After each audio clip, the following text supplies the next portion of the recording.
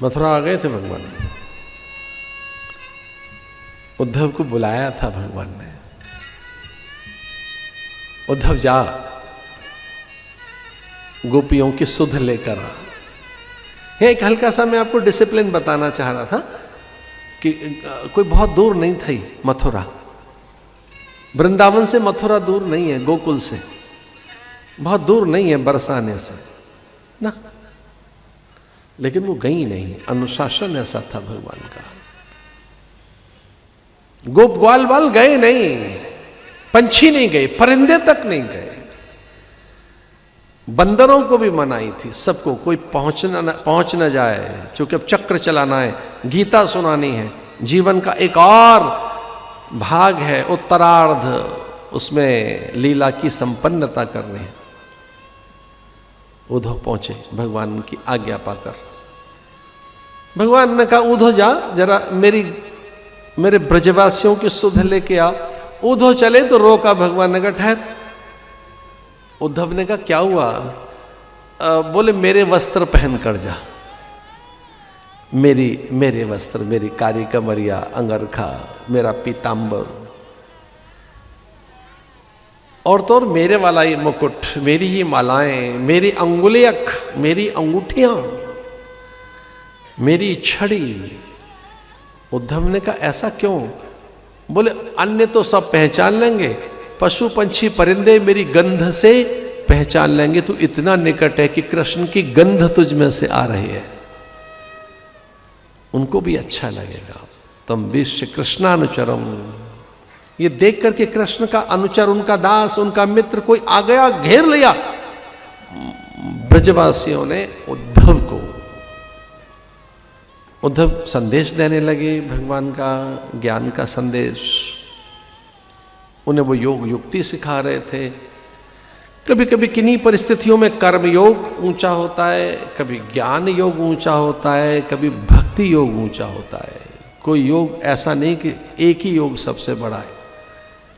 लेकिन जो प्रेमी थे, दीवाने थे, रसिक थे, भावुक थे, भक्त थे, जिनमें एक दृढ़ मान्यता थी भगवान के लिए, उन्हें वो योग युक्ति सिखाने लगे। और जब उद्धव को ये पता लगा कि उन सब में नित्य एक ही तत्व का वास है, जित देखूं तित श्याममयी है, जब उद्धव ने देखा कि कृष्ण और राधा, राधा कृष्ण ही सर्वत्र हैं, तब वो वहाँ शांत होकर चले आए। पूछा था भगवान ने क्या सीख कर आया?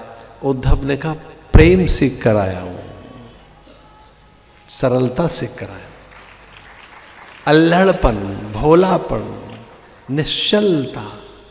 गांव के लोगों में यही होता है। चेतो नगरी तारो गांव, अलग पुरुष का सिमरो नाम, ये वाणी है महापुरुषों की। चेतो नगरी तारो गांव, अलग पुरुष का सिमरो नाम। साधु ने पूछा कि ये क्या उपदेश दे रहे हैं आप? चेतो नगरी तारो गांव, आप कह रहे हैं गांव के लोगों को तो तार दीजिए और शहर के लोगों को चेता दीजिए। जब हम साधु बने थे ना, तो हमारे समय में भगत चेताने वाली एक विद्या थी, भक्तों को चेताओ। उसका नाम था भगत चेताओ विद्या। इसका अर्थ क्या है? भक्तों को प्रेरणा देनी है, इंस्पिरेशन देनी है, उनको इंस्पायर करना है, अच्छे कामों के लिए मोटिवेट करना है, उनको जरा सा इनिशिएट करना है, और ऐसे एक मोटिवेट करना है, अच्छे अच्छे काम करो। उसे कहते हैं भगत चेताना। चेतो नगरी तारो गांव, इसका अर्थ क्या है? तो गुरुओं से पूछा इसका अर्थ क्या है? बोले नगर के लोगों को चेता देना, पर गांव के लोगों को तार देना। इसका अर्थ क्या है? बोले गांव के लोग इतने भोले होते हैं, जरा सी कोई भक्ति की बात कहोगे वो तर जाएंगे। गांव इतना भोला होता है। चेतो नगरी, और नगर में बोले चेता के आ जाओ, उन्हें चेतावनी देना, वार्न कीजिए उनको। उन्हें बताओ शहर के लोग थोड़े अटकल पच्चू करते हैं, वहां क्या है? बोले वहां व्यस्त है आदमी, वहां पूरे शहर के लोगों ने 2-3 शब्द रट लिए हैं, बड़े बिजी हैं, बड़े बिजी हैं, बहुत बिजी हैं। इसी कब होंगे आप? ईज कब लाएंगे लाइफ में? इसी कब होंगे? तो 2-4 लोग कुछ बोल दें तो वैसे हम बोलना शुरू कर देते हैं। बड़े दुखी हैं, बड़े दुखी हैं, बड़ी समस्या है, बड़ी समस्या है, हम बड़ी समस्या में, हम बड़े दुखी हैं। एक बार हम पहाड़ा याद कर लिया, हम दुखी हो गए, बड़ी समस्या है, बड़ी कमी है। एक पहाड़ा, इस पहाड़े से निकलिए, जैसे सही विचार आएंगे दुख बाहर निकलेगा। चेतो नगरी तारो गांव, अलग पुरुष का सिमरो नाव। उद्धव प्रेम सीख कर आए, क्योंकि उद्धव को भागवत का उपदेश देना था। और ये सच है, कभी कभी गुरु अपने शिष्यों को भिक्षा के लिए भेजते हैं। ये हमारे महात्माओं ने अलग जगाई है। इन महात्माओं ने वो जंगल में भेजेंगे परिंदों से, पंछियों से सीखने के लिए। सुखदेव मुनि को भेजा उनके पिता ने जनक से सीखने के लिए। गाड़ीवान के पास एक ऋषि आकर बैठ गए। परिंदों से, पंछियों से, हिरणों से सीखो, चींटियों से सीखो। एक डिसिप्लिन सीखना है तो कागा से सीखिए, कपोत से सीखें, तोताओं से सीखें। कहानियां तो उनसे सीखी है हमने।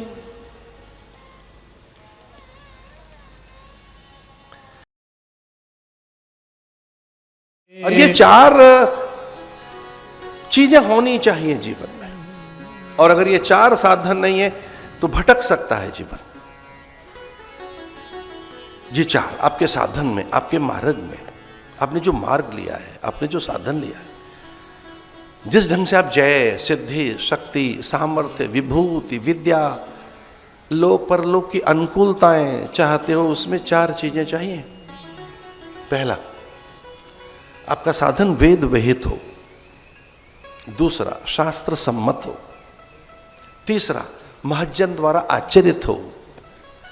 चौथा, गुरु द्वारा उपदेशित हो। वेद विहित, वो भटकाएगा नहीं आपको।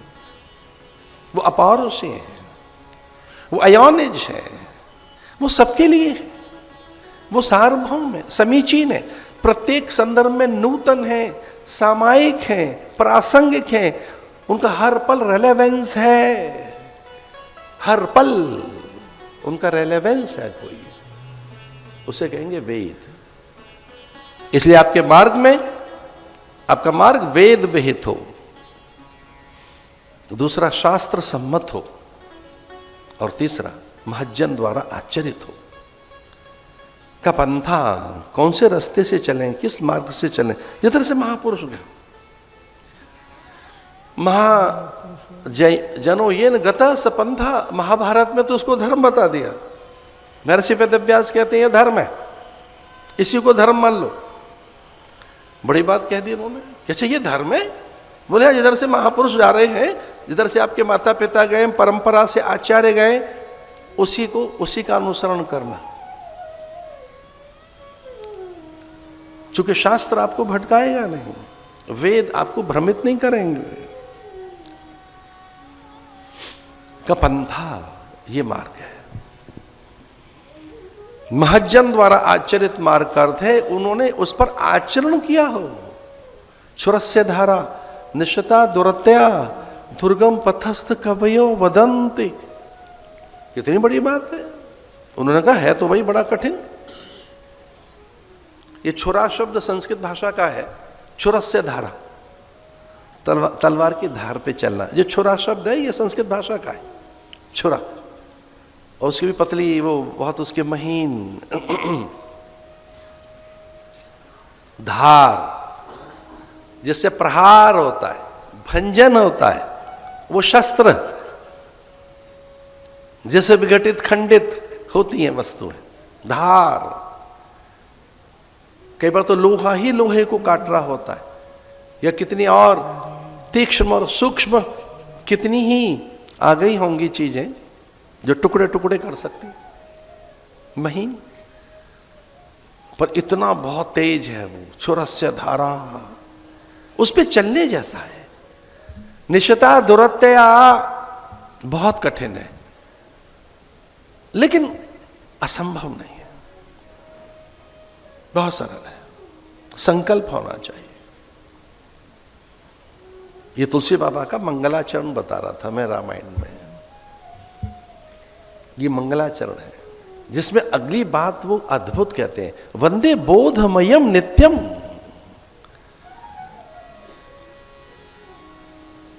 कितनी बड़ी बात कहते हैं, जिससे नित्य आपको बोध मिले। वंदे बोधमयम नित्यम गुरुम शंकर रूपिणम यमाश्रितो हि वक्रोपि चंद्रः सर्वत्र वंदिते।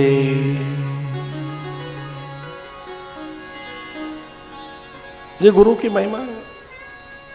जो साधनहीन है, निस्तेज है, अपात्र है, कुपात्र है, अगर वो उनके शरणापन्न हो जाएं तो उन्हें अपना लेते हैं।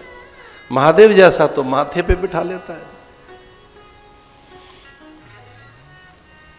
हमें ये कहना उचित नहीं लगता कि चंद्र में कलंक है, पर कथाएं तो बताती हैं कि भाई कोई कलंक तो है। एक बार भी कुछ आपने ऐसा कर दिया तो इतिहास छोड़ता कहां है आपको? कभी नहीं। जो हो चुका है वो पन्ने फाड़े नहीं जा सकते, वो भुलाया नहीं जा सकता। भूल भी जाओ तो कारण वो कहीं रहता है। हाँ, ज्ञान से उस बीज को दग्ध कर लिया जाए, ऐसा विधान है। कर्म में संचित कर्म, क्रियमाण कर्म, प्रारब्ध कर्म, इस पर कभी चर्चा करेंगे।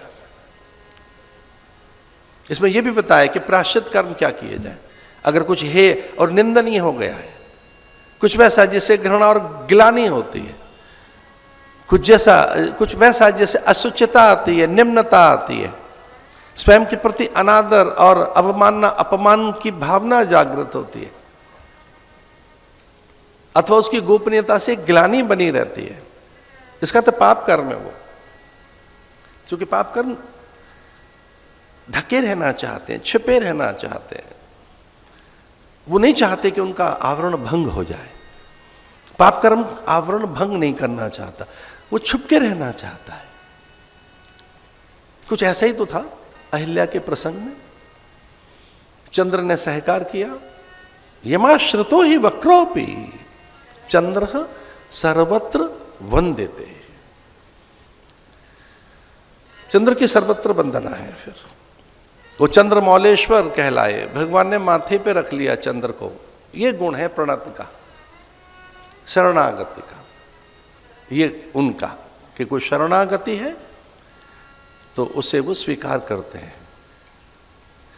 अपराध दिखते नहीं, भगवान को अपराध नहीं दिखते भक्त के। ये अग्नि का स्वभाव है। अग्नि अमान्य नहीं कर देती पदार्थ को कि भाई ऐसा पदार्थ मत लाओ मेरे पास जो असुचि है, अमान्य है, अग्राही है, अपूज्य है, अशुद्ध है। अग्नि अपने स्वभाव से उसे पवित्र कर ही देती है। अग्नि को तो पता भी नहीं होता। और कोयले का मन कराए कि मैं भूरा हो जाऊं, गोरा हो जाऊं, या कि सूर्य जैसा लाल हो जाऊं, तो ये थोड़ा खदान से निकलकर अग्नि तक तो पहुंचना पड़ेगा उसे। अगर कोयला ये चाहता है कि थोड़ा गोरा हो जाए, और कोयला गोरा हो सकता है राख बनकर, लाल हो सकता है अग्नि के संग में। जो ज्ञान अग्नि है वो दग्ध कर देती है हमारी सारी विकृतियों को, विकारों को। ज्ञान अग्नि सन्मुख हुई जीव मोहि जब ही जन्म कोटि अघ नासई तब है। इसका अर्थ है वो स्वतः नष्ट हो जाते हैं। नासहु शब्द नहीं है, नासही।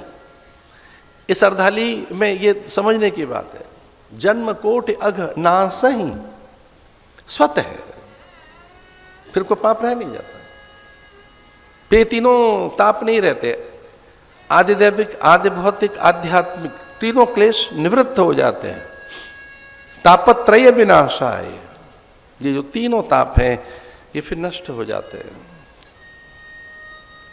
वंदे बोधमयम नित्यम। इसे गुरु की महिमा बताई। अब ये गुरु कौन? ऐसा कहा कि माता पिता गुरु हैं, आचार्य गुरु हैं, प्रकृति गुरु है, सूर्य और चंद्र गुरु हैं, अग्नि जल वायु गुरु है,